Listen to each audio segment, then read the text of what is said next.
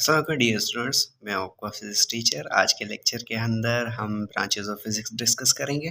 ठीक है, तो फर्स्ट जो हमारे पास ब्रांच है जिसका नाम है मैकेनिक्स। अब मैकेनिक्स क्या होता है? मैकेनिक्स हमारे पास फिजिक्स की वो ब्रांच है जिसके अंदर हम किसके बारे में पढ़ते हैं? Laws of motion and gravitation. ठीक है, अब laws of motion and gravitation क्या होते हैं, आगे जो चैप्टर्स हैं उनके अंदर ये पूरे पूरे ग्रेविटेशन हमारे पास पूरा चैप्टर है और लॉज ऑफ मोशन हमारे पास टॉपिक हैं, तो उनके अंदर हम मज़ीद इनको डिस्कस करेंगे। ठीक है, मैकेनिक्स जो है हमारे पास डिवाइड हो जाते हैं दो पार्ट्स में। एक का नाम है काइनेमेटिक्स जिसका मतलब होता है मोशन, दूसरे का नाम है डायनेमिक्स जिसका मतलब होता है पावर। चैप्टर नंबर 2 और चैप्टर नंबर 3 इन दोनों पर बने हुए हैं। उसके बाद में हमारे पास सेकंड नंबर ब्रांच आती है जिसका नाम है थर्मोडायनेमिक। ठीक है, थर्मोडायनेमिक जो है हमारे पास दो वर्ड्स हैं, उनकी कॉम्बिनेशन है। तो थर्म का मतलब होता है हीट, डायनेमिक्स का मतलब होता है मोशन। अब इस ब्रांच के अंदर हम किसके बारे में पढ़ते हैं? इस ब्रांच के अंदर हम पढ़ते हैं हीट और टेम्परेचर के बारे में और इनका रिलेशन एनर्जी और वर्क से किस तरीके से है। उसके बाद में नंबर थर्ड ब्रांच है जिसका नाम है इलेक्ट्रिसिटी। अब इलेक्ट्रिसिटी हमारे पास क्या होता है? इसके अंदर हम पढ़ते हैं चार्जेस की प्रॉपर्टीज़ के बारे में। या तो वो चार्जेस हमारे पास रेस्ट में हैं या तो हमारे पास मोशन में होनी चाहिए। अब चार्ज खुद क्या होता है? चार्ज आपके पास मैटर की वो एक ऐसी प्रॉपर्टी होती है, या तो वो एक ऑब्जेक्ट को अट्रैक्ट करती है या तो एक ऑब्जेक्ट को या दूसरे जो मैटर है उसको रिपल करती है। ब्रांच नंबर 4 है हमारे पास जिसका नाम है मैग्नेटिज्म। मैग्नेटिज्म क्या है? मैग्नेटिज्म फिजिक्स की वो ब्रांच है जिसके अंदर आप पढ़ते हैं magnetic properties of material. Magnet की प्रॉपर्टी वो कौन सी होती है? या तो वो दूसरे मैग्नेट को या दूसरे जो मेटल्स होते हैं उनको अट्रैक्ट करती है या तो वो क्या करती है? रिपल करती है। उसके बाद में हमारे पास ब्रांच नंबर 5 है जिसका नाम है एटॉमिक फिजिक्स। एटॉमिक फिजिक्स के अंदर हम किसके बारे में पढ़ते हैं? Structure, property, composition of an atom. ठीक है, कि एटम की फॉर सपोज ये हमारे पास हमने स्ट्रक्चर बना ली है। सेंट्रल पार्ट आपके पास न्यूक्लियस है, इस न्यूक्लियस के अंदर हमारे पास दो पार्टिकल, प्रोटॉन और न्यूट्रॉन। बाकी जो शेल्स होते हैं उसके अंदर हमारे पास इलेक्ट्रॉन्स मौजूद होते हैं। इस इलेक्ट्रॉन को आप जैसे ही एनर्जी देंगे तो ये क्या करेगा? ये एनर्जी गेन करके दूसरे शेल्स में चला जाएगा। वहाँ पर ये एनर्जी लॉस करके जब वापस आएगा तो वही हमारे पास जो एनर्जी होती है वो मतलब एक रेडिएशन की सूरत में वो वहाँ पर एमिट करेगा और जो खुद में एक लाइन स्पेक्ट्रम बनाएंगे। 6 नंबर हमारे पास ब्रांच है जिसका नाम है ऑप्टिक्स। ऑप्टिक्स हमारे पास फिजिक्स की वो ब्रांच है जिसके अंदर आप पढ़ते हैं लाइट और उसकी प्रॉपर्टीज के बारे में। ठीक है, लाइट है क्या? लाइट फॉर्म ऑफ एनर्जी होती है। ठीक है, जो ट्रेवल करती है in the form of waves, particles visible होते हैं, कुछ फोटॉन्स की सूरत में होते हैं और हमारे पास इलेक्ट्रोमैग्नेटिक वेव्स में होते हैं। इसे आप कहते हैं ऑप्टिक्स। 7 नंबर आपके पास ब्रांच है साउंड फिजिक्स। साउंड फिजिक्स क्या होता है? Sound physics is the branch of physics जिसके अंदर आप पढ़ते हैं production, properties and application of sound waves. Sound आपके पास पैदा कैसे होता है? अब अगर आप किसी भी मीडियम को वाइब्रेट करें तो वो खुद में साउंड पैदा करेगा। ठीक है, उसके बाद में जब साउंड पैदा हो जाएगा तो उसकी प्रॉपर्टीज़ कैसी होती हैं? ठीक है, तो कुछ हमारे पास साउंड शिरल होते हैं, कुछ हमारे पास ग्रेव होते हैं। शिरल जो साउंड है अक्सर जो हमारे पास फीमेल्स होती हैं उनके होते हैं। ग्रेव जो साउंड है हमारे पास जो मेल होते हैं उनके होते हैं। उसके बाद में हमारे पास है एप्लीकेशंस।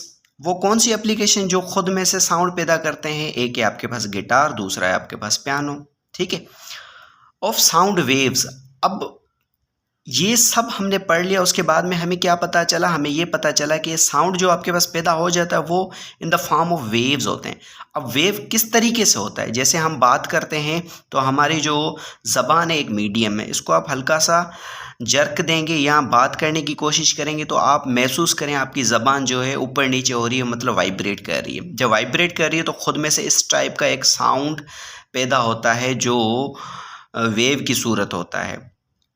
ये साउंड हमारे पास पैदा हो जाता है तो इसकी भी हमारे पास कुछ कैरेक्टरिस्टिक्स मौजूद होती हैं, प्रॉपर्टीज़ होती हैं, जैसे वेवलेंथ होता है, एम्पलीट्यूड होता है, तो इस तरीके से इनकी भी होती हैं। लेकिन ये आप मेट्रिक क्लास में पढ़ेंगे, लेकिन यहाँ पर हम सिंपली इनको इस तरीके से ही डिफाइन करते हैं। उसके बाद में ब्रांच नंबर 8 है जिसका नाम है न्यूक्लियर फिजिक्स। न्यूक्लियर फिजिक्स से मुराद क्या है? न्यूक्लियर का मतलब होता है न्यूक्लियस। तो इसके अंदर आप पढ़ते हैं न्यूक्लियर स्ट्रक्चर ऑफ एटम, कि एटम के अंदर जो न्यूक्लियस होता है ना, उसकी स्ट्रक्चर किस तरीके से बनी गई है। सेंट्रल पार्ट आपके पास पॉजिटिव होता है, जिसे जिसे हम न्यूक्लियस कहते हैं, और इस न्यूक्लियस के अंदर दो पार्टिकल है, एक का नाम है प्रोटॉन, दूसरे का नाम है न्यूट्रॉन। ठीक है, तो न्यूक्लियस की हमने स्टडी कर ली, जिसे आप कहते हैं न्यूक्लियर फिजिक्स। उसके बाद में हमारे पास है पार्टिकल फिजिक्स। पार्टिकल फिजिक्स क्या होता है? इसके अंदर हम क्या पढ़ते हैं, किसके बारे में? पार्टिकल फिजिक्स फिजिक्स की वो ब्रांच है जिसके अंदर आप पढ़ते हैं एलिमेंट्री जो पार्टिकल्स हैं उनके बारे में। एलिमेंट्री पार्टिकल्स कौन कौन से हो सकते हैं? आपके पास इलेक्ट्रॉन हो सकता है, आपके पास प्रोटॉन हो सकता है, आपके पास न्यूट्रॉन हो सकता है, और आपके पास फोटोन भी हो सकता है। ब्रांच नंबर 10 है जो है हमारे पास एस्ट्रोफिजिक्स। एस्ट्रोफिजिक्स फिजिक्स की वो ब्रांच है जिसके अंदर आप पढ़ते हैं सेलेशियल ऑब्जेक्ट्स के बारे में। सेलेशियल से मुराद क्या है? सेलेशियल से मुराद होती है वेरी लार्ज। ठीक है, तो यहाँ पर हमारे पास कौन सी वेरी लार्ज, मतलब बहुत ज़्यादा एक बड़ी चीज़ मौजूद होती है, जिसे जो हमारे नज़रों में तो आसमान ही है, स्काई। और इस स्काई के अंदर हमारे पास क्या क्या मौजूद होते हैं? प्लैनेट्स। ठीक है, अर्थ भी हमारे पास एक प्लैनेट है, स्टार मौजूद होते हैं और गैलेक्सीज मौजूद होते हैं। ठीक है, इसकी हम जब स्टडी करते हैं तो इसे आप कहते हैं एस्ट्रोफिजिक्स। उसके बाद में ब्रांच नंबर हमारे पास 11 है जिसका नाम है जियोफिजिक्स। जियोफिजिक्स के अंदर हम क्या पढ़ते हैं?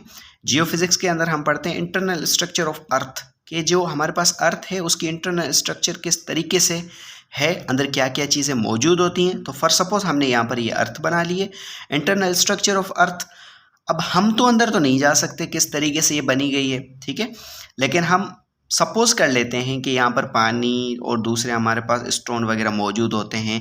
तो ये हमारे पास इंटरनल स्ट्रक्चर है अर्थ की, और इसकी स्टडी को आप कहते हैं जियोफिजिक्स। लास्ट हमारे पास ब्रांच है फिजिक्स की जिसका नाम है प्लाज्मा फिजिक्स। ठीक है, प्लाज्मा जो फिजिक्स है हमारे पास फोर्थ स्टेट ऑफ मैटर होती है। ठीक है, और इसकी डेफिनेशन क्या हो सकती है कि प्लाज्मा फिजिक्स क्या होती है? Highly ionise state of matter है। अब आपके पास एक सवाल है मेरा कि वो कौन सा साइंटिस्ट है जिसने प्लाज्मा फिजिक्स के बारे में हमें बताया। ठीक है, आप कमेंट बॉक्स में इसका आंसर आप मुझे दे सकते हैं। ठीक है, अब हम यहाँ पर देख लेते हैं कि जो प्लाज्मा फिजिक्स है वो बेसिकली किस तरीके से है और हम इसको कैसे डिफ़ाइन कर सकते हैं। फॉर सपोज डायग्रामेटिकली हम इसको इस तरीके से डिफ़ाइन कर सकते हैं। फॉर सपोज सेंट्रल पार्ट हमारे पास न्यूक्लियस है और शेल्स में आपके पास इलेक्ट्रॉन दो मौजूद हैं। एक जो इलेक्ट्रॉन है उसकी एनर्जी है -0.5 मेगा इलेक्ट्रॉन वोल्ट। दूसरा जो है इलेक्ट्रॉन उसके पास हमारे पास एनर्जी है पॉजिटिव +0.5 मेगा इलेक्ट्रॉन वोल्ट। जब ये दोनों एनर्जी आपस में स्ट्राइक करेंगे, कंबाइन करेंगे, जिसकी फॉर्मेट में हमारे पास एक फ्री इलेक्ट्रॉन यहाँ से निकलेगा, तो इस फ्री इलेक्ट्रॉन को हम प्लाज्मा फिजिक्स कहते हैं। ये हमारे पास जो इलेक्ट्रॉन है ये हाईली आयोनाइज्ड होगा।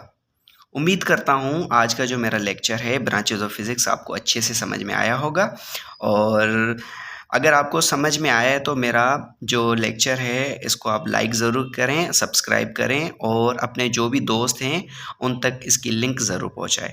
थैंक यू एंड अल्लाह हाफ़िज़।